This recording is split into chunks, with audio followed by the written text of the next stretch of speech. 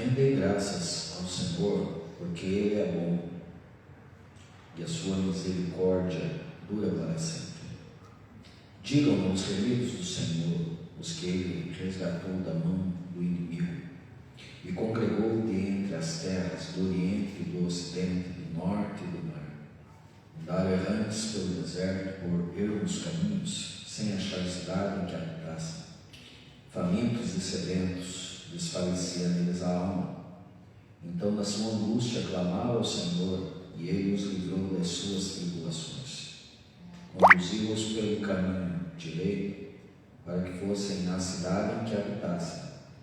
Rendam graças ao Senhor por sua bondade e por suas maravilhas, para com os filhos dos homens.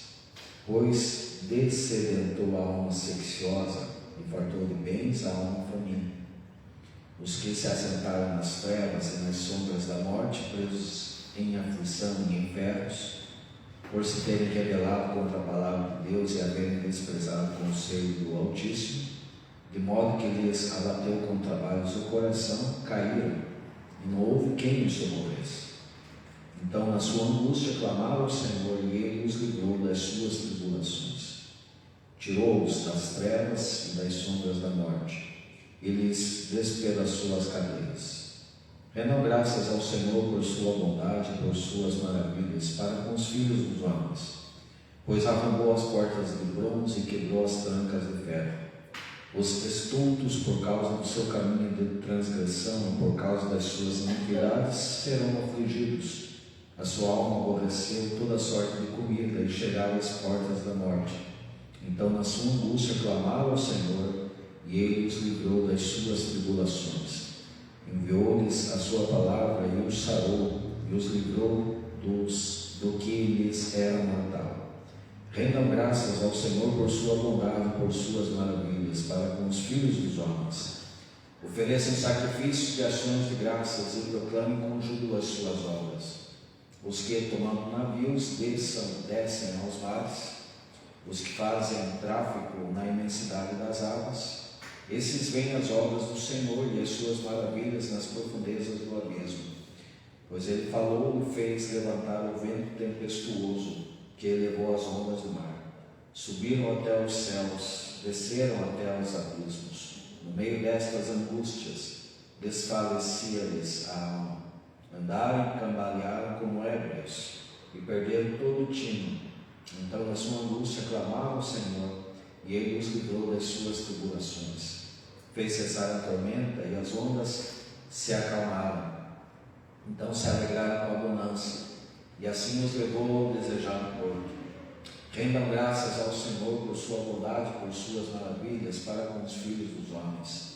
Exaltem-no também na assembléia do povo, e glorifiquem no conselho dos anciãos. Ele converteu rios em desertos e mananciais em terra seca, terra frutífera em deserto salgado, por causa da maldade dos seus habitantes. Converteu o deserto em lençóis de água e a terra seca em mananciais. Estabeleceu aí os famintos, os quais edificaram na cidade em que habitassem. Semearam campos e plantaram vinhas e tiveram fartas colheitas. Ele os abençoou de sorte que se multiplicaram muito, e o gado deles não diminuiu, mas tornava a reduzir-se e foram humilhados pela opressão, pela adversidade e pelo sofrimento. Lança ele o desprezo sobre os príncipes e os faz andar errantes onde não há caminho, mas levanta da opressão o necessitado para um alto retiro e lhe prospera famílias como rebanhos. Os retos veem isso e se alegram, mas o ímpio por toda parte fecha a boca. Quem é sábio, atente para essas coisas e considere as misericórdias do Senhor. Amém. Graças a Deus.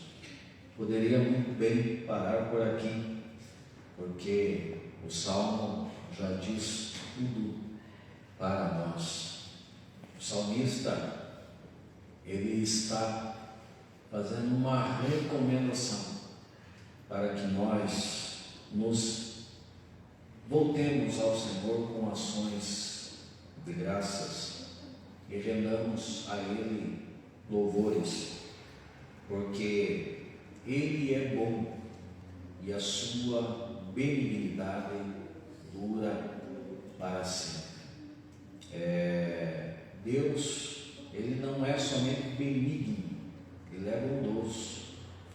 Existem pessoas que são benignas, mas que não são boas, porque a pessoa benigna é aquela que deseja o bem, mas a pessoa boa é aquela que faz o bem. E não adianta somente desejar, porque nós fomos chamados para fazermos o bem, levarmos os fardos uns dos outros, agirmos com amor, com dedicação, com generosidade, com compartilhamento. E é exatamente isso que Deus faz por todos nós, principalmente aqueles que creem no nome de Jesus, que se tornam filhos do Deus Altíssimo por espírito de adoção, e desta maneira pode-se clamar Abba, Pai, porque todos nós, queridos, em relação ao Altíssimo Deus, nós somos filhos adotados. Filho unigênito é somente Jesus Cristo. Então nós somos filhos adotados, mas podemos, pelo Espírito de adoção, clamarmos Abba, Pai, que significa paizinho, e é um Deus que verdadeiramente se coloca, se posiciona, se condiciona como Pai e nos concede todos os benefícios da sua paternidade. Gosto muito da exposição de Jesus em Mateus, no Sermão do Monte, onde ele declarou ali acerca da realidade dos homens, né? Nós, sendo maus, sabemos dar boas coisas aos nossos filhos, e se o filho vem até nós e pede pão, não daremos pedra, e se o filho vem a nós e pede peixe, não daremos serpente. Quanto mais o nosso Pai que está no céu não dará boas coisas àqueles que lhe pedirem. Então, amados, o nosso Deus é Pai, e quem glorifica Ele por isso? Ele é o Pai das misericórdias e Deus de toda consolação. Nós, como igreja, amados, nós precisamos louvarmos mais ao Senhor exatamente por essa paternidade proveniente do caráter de Deus. E aqui, amados, nós percebemos quantas questões e quanta consideração que o salmista está fazendo, exatamente evidenciando e demonstrando a grandeza desse Deus poderoso e a quantia que Ele ministra e abençoa todos os homens. E também aborda aqui, nesse salmo, acerca de toda a demanda e de toda a problemática de nós sermos seres humanos e estarmos tão sujeitos, tão propensos a tantas dificuldades na vida, por conta da desobediência, dos erros que foram cometidos já no princípio, e nós, consequentemente, acabamos pagando o pato de tudo isso. E essas inclinações que nós temos para o mal, e gente, mas Deus, mesmo assim, Ele age conosco, não por quem nós somos, mas por quem Ele é. Ele é. E Ele é Deus gracioso, ou seja, Ele ministra sem nós merecermos. Ele é misericordioso, ou seja, Ele coloca o seu coração nas nossas misérias. Isso é ser misericordioso. Na verdade, nós temos uma recomendação já também agimos assim, com graça e com misericórdia. Jesus falou o seguinte: de graça vocês receberam, então de graça vocês devem compartilhar. E é graça que é questão de não merecimento. E Jesus também abordou: bem-aventurados os misericordiosos, porque o misericordioso, ele não vai alcançar misericórdia, vai alcançar também. Não somente vai alcançar misericórdia, já alcançou misericórdia. Já alcançou misericórdia. Misericórdia que vem de Deus. Então, quanto mais nós usamos misericórdia, mais o Senhor vai conceder misericórdia a nós. E aqui, gente, nós vemos o tempo todo Deus agindo com misericórdia. Interessante que o salmista, ele coloca por 5 vezes, se você quiser acompanhar comigo, no verso 6 está escrito assim: então na sua angústia clamaram ao Senhor, e Ele os livrou das suas tribulações. Pela primeira vez ele conclama isso aqui, ele escreve isso aqui. No verso 13 ele repete: então na sua angústia clamaram ao Senhor, e Ele os livrou das suas tribulações. No verso 19, pela terceira vez: então na sua angústia clamaram ao Senhor, e Ele os livrou das suas tribulações.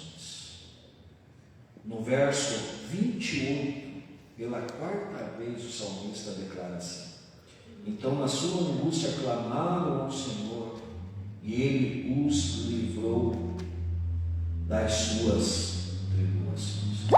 Olha, queridos, como vale a pena nós buscarmos a Deus e clamarmos ao Altíssimo, porque Ele está à disposição de nos livrar das nossas tribulações.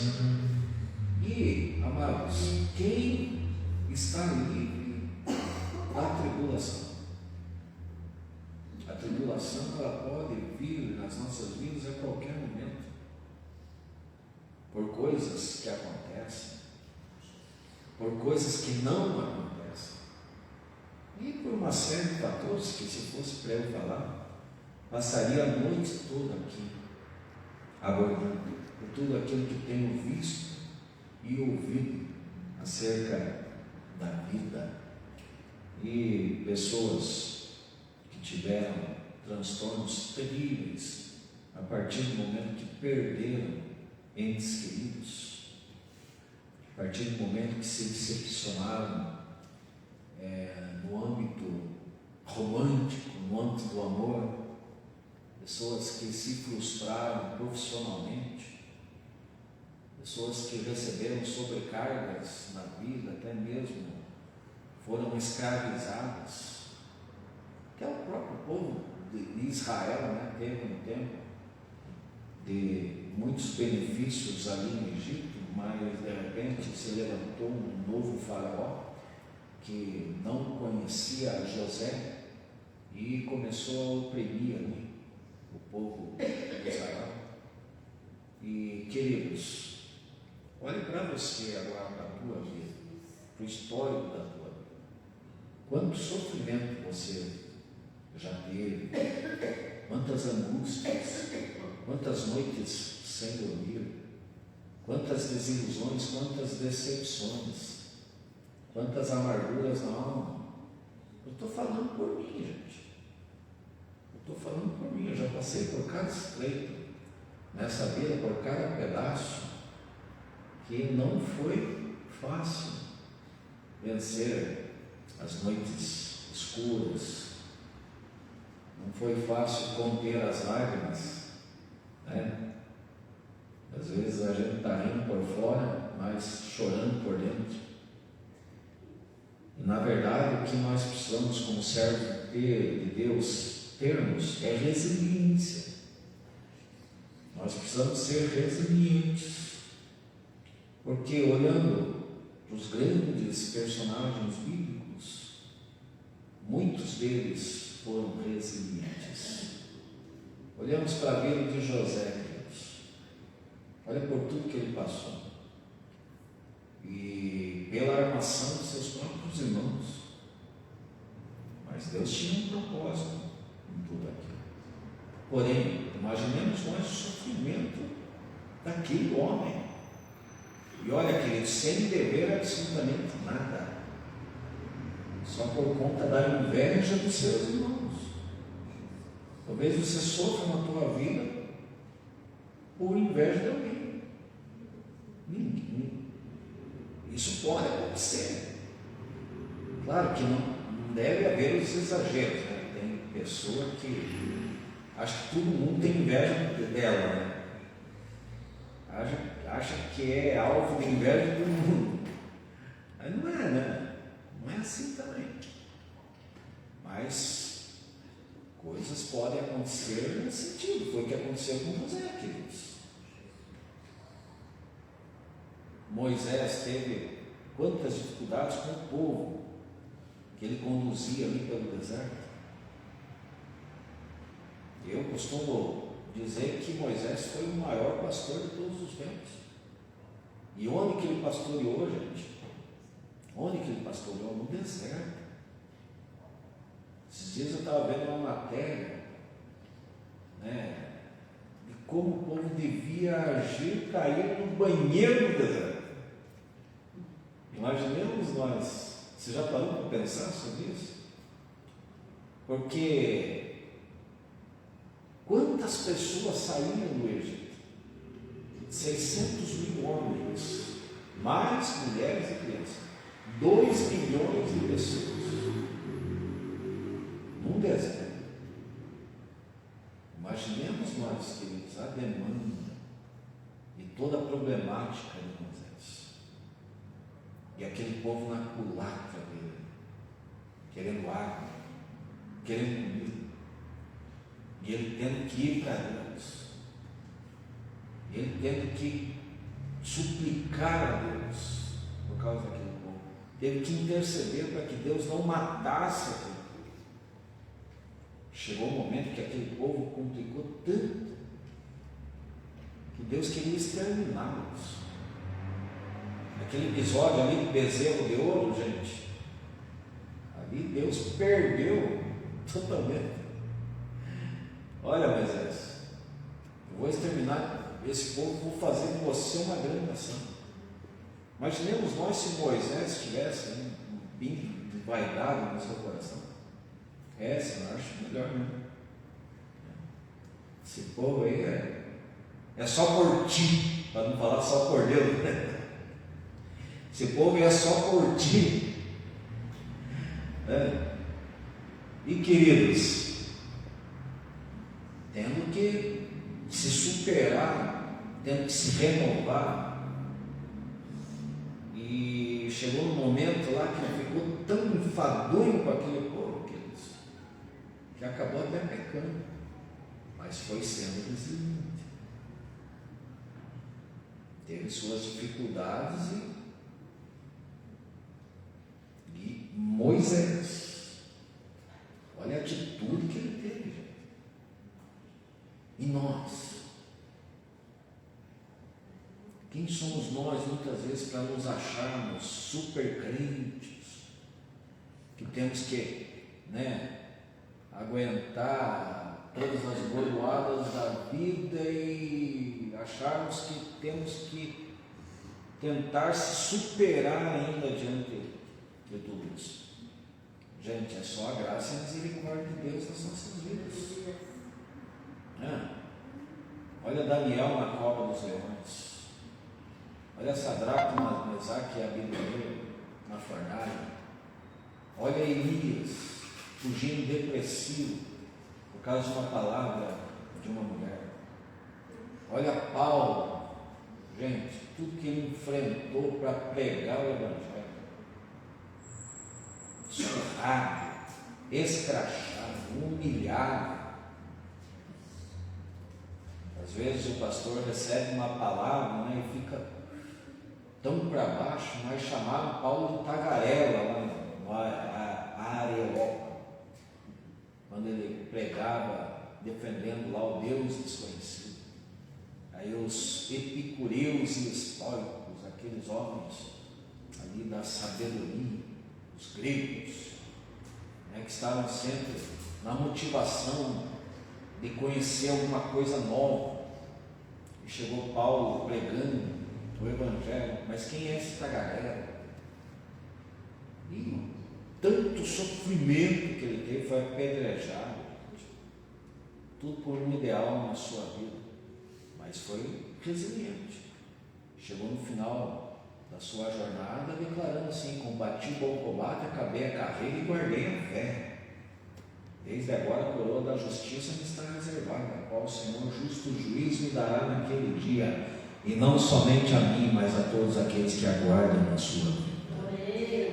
O homem tinha convicção, sabia em quem ele cria, e assim somos nós também, precisamos ter, mesmo diante de tudo aquilo que nós enfrentamos, mesmo diante dos sofrimentos, das dificuldades, das doenças, das enfermidades, dos caminhos estreitos, nós temos que ter perseverança. É o que o Salmo 107 está nos ensinando. E, queridos,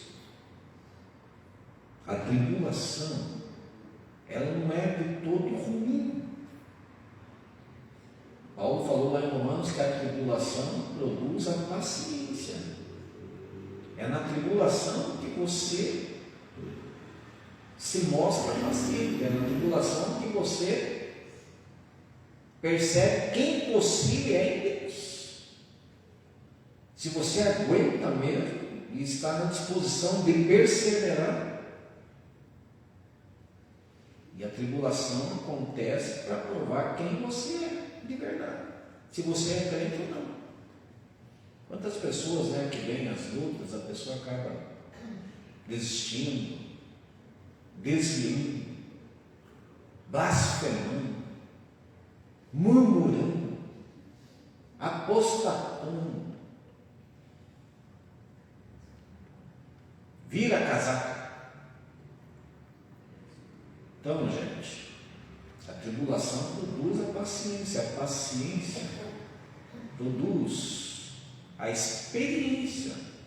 Quanto mais atribulados nós somos, mais nós estamos crescendo, mais estamos chegando a outros níveis, estamos atingindo outros patamares. Mas o nosso sustento vem do Senhor, a nossa força vem de Deus. A nossa força vem de Deus. E essa é a realidade da vida. Mas como é bom ter a noção, como o Salmo aqui nos informa, que aquele povo, mesmo os ímpios, Deus dando uma oportunidade deles clamarem e serem livres das suas tribulações e serem beneficiados pelos favores de Deus. Então, gente, lembro sempre, olha o valor de se estar num culto de oração. Quando eu estava num culto de oração, uma terça-feira, lá em Londrina, 2015.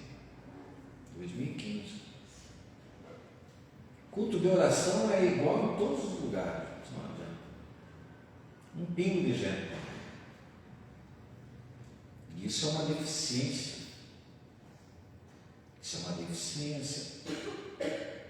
Eu estava conversando com um irmão ontem. Nós estávamos falando exatamente do culto de oração. E eu falei assim, ele mencionou a quantidade de pessoas, falei assim: cada um vai dar conta de si para Deus. Se a pessoa está negligenciando, se a pessoa está deixando de buscar enquanto se pode achar, é a pessoa com Deus. Agora, quem está fazendo certo. fazendo correto. Porque a Bíblia, gente, se nós formos fazer um levantamento de quantas vezes é cobrado nós orarmos, nós buscarmos a face do Senhor, e não fazemos, é óbvio que nós estamos sendo negligentes. Deveríamos pensarmos melhor nisso e nos aplicarmos na oração, valorizarmos um culto de oração, incentivarmos os outros a estarem no culto de oração, incentivarmos os nossos filhos a estarem no culto de oração. Deveríamos. Eu estava no culto de oração em Londrina em 2015, na igreja presbiteriana renovada. E eu estava ajoelhado sofrendo, gente, não angústia, porque o Azaf ele iria fazer uma cirurgia cardíaca, né? E cirurgia cardíaca é só Deus, né? E uma criança de 3 meses, que não tinha idade para fazer nem peso para fazer. Um dado dia, nós estávamos no quarto, entrou o médico japonês, o Dr. Luiz Takeshi, e nós achávamos que era uma cirurgia simples que ele iria fazer. Eu perguntei para o médico: doutor, a cirurgia é simples? Infelizmente não. É uma cirurgia complicada. Por quê? Porque o filho de vocês não tem peso para fazer a cirurgia e não tem a idade suficiente para fazer a cirurgia, mas tem que fazer a cirurgia. E nós ficamos com o coração na mão. Aí, por 2 oportunidades, em 2 cultos de oração, eu estava ajoelhado orando, e eu senti que um anjo se aproximava de mim. E esse anjo, quando ele foi impor as mãos sobre mim, gente, vocês acreditam que o pastor se aproximou e impôs as suas mãos sobre mim e começou a orar por mim? Então eu tive uma experiência muito real com Deus. E aquele pastor começou a orar por mim, gente, e ele me entregou uma palavra. Ele falou assim: eis, meu servo, que a enfermidade do teu filho não é para a morte, mas é para a glória de Deus. E gente, está aí, não. Deus é Deus. E também, esse que me entregou, ele já faleceu, um pastor já falecido. Numa outra oportunidade, num outro culto de oração, a esposa dele, no final do culto, ela veio até mim e falou assim: Deus manda dizer para você, o Salmo 34, 19, que muitas são as aflições do justo, mas o Senhor o livra de todas. Você pode glorificar mais forte ao Senhor, porque se você estiver passando por uma dificuldade, creia que a vitória vai chegar, no nome de Jesus. Eu estou encerrando essa palavra. Clamaram ao Senhor e Ele os livrou das suas tribulações. Digno é o Senhor de todo louvor. É por isso que o salmista, ele inicia o salmo dizendo assim: rendei graças ao Senhor, porque Ele é bom e a sua misericórdia dura para sempre. Agora, para finalizar, acompanhe comigo o verso 43, se você puder.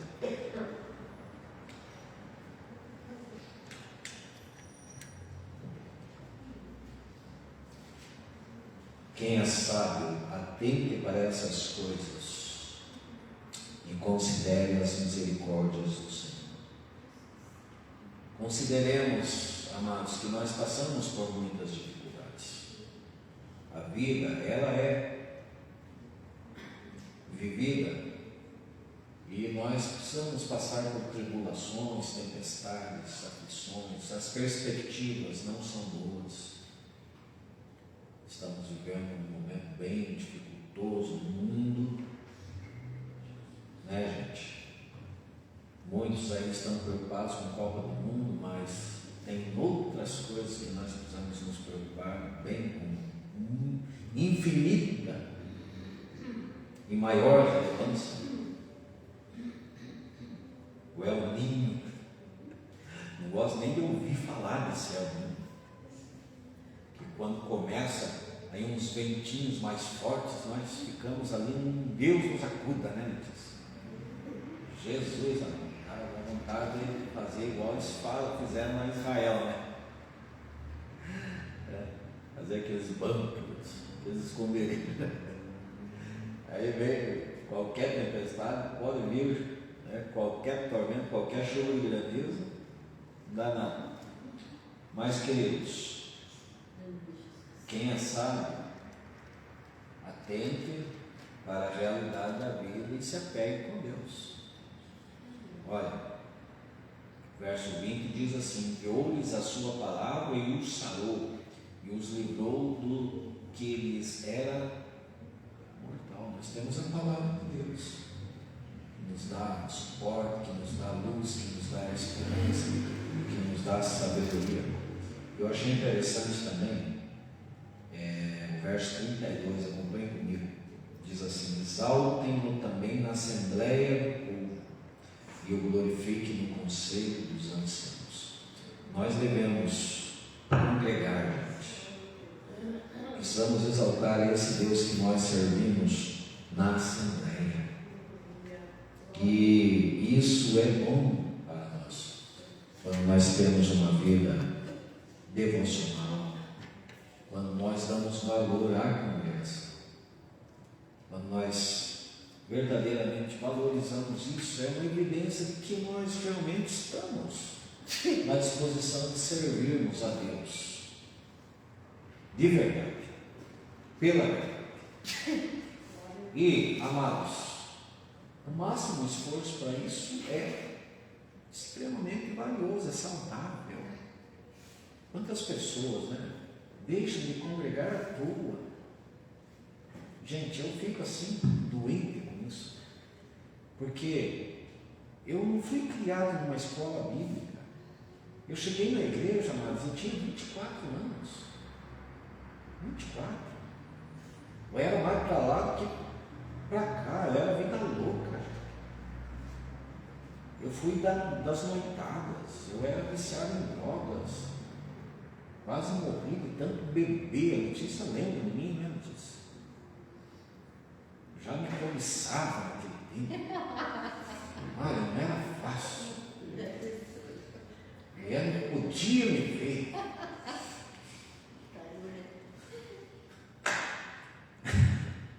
Deu no que deu, né?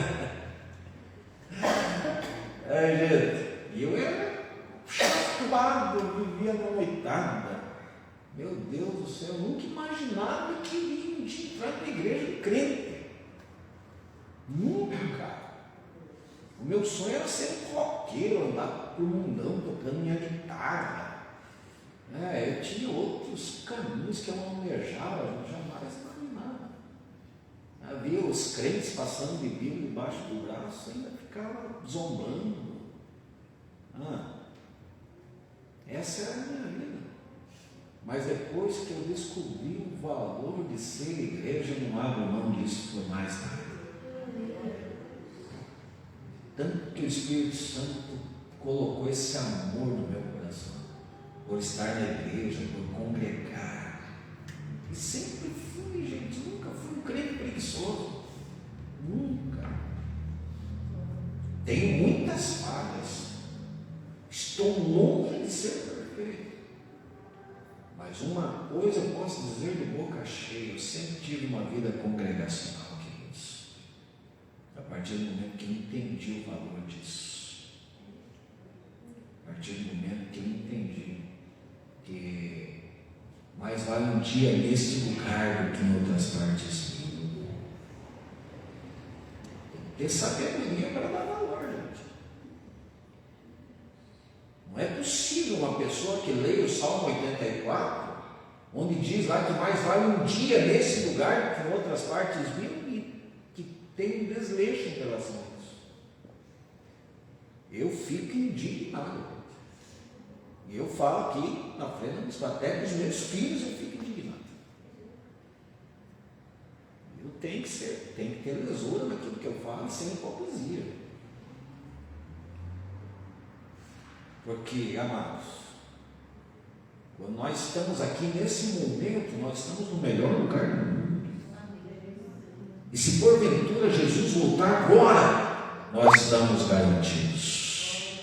Pode ter certeza disso.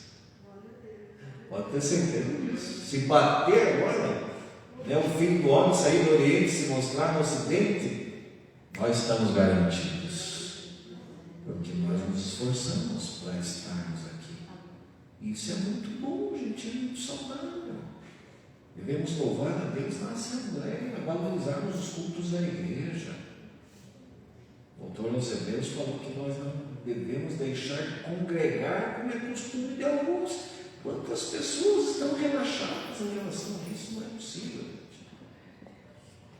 Ou só coloca o domingo. Não, eu congregando domingo, tá bom. Como assim? Aí é igual o católico, né? Que é católico, qual que é a tua religião? Eu sou católico, vai na igreja? Não. É o crente não praticante. Assim como tem o católico que não pratica, tem o crente que é crente, mas não pratica. Daí o que adianta? A palavra diz que nós devemos sermos não somente ouvintes, mas praticantes da palavra. E para praticar a palavra, gente, tem que congregar, tem que ter vida devocional, tem que ter vida com Deus, porque aqui você está sendo ministrado, aqui você está aprendendo, aqui você está recebendo sabedoria para ter consideração por aquilo que está escrito, aqui você está crescendo na graça, no conhecimento do Senhor Jesus Cristo, aqui você está recebendo nutrientes espirituais que estão te alimentando para que você suporte as aflições e tribulações da vida. Aqui você está crescendo em entendimento da palavra, para que você faça a coisa certa e consequentemente seja abençoado por Deus. Amém? Que o Senhor nos dê graça em todos os sentidos, porque tudo vem dentro para as nossas vidas. Amém? Vamos colocar em pé.